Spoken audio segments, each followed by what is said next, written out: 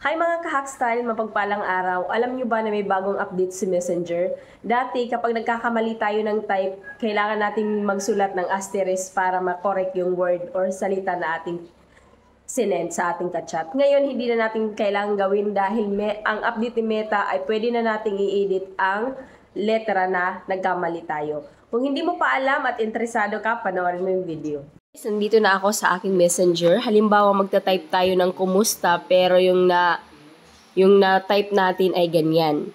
Hindi na natin kailangan maglagay ng asterisk, tapos ilalagay natin yung tama nating i-chat sa kanya.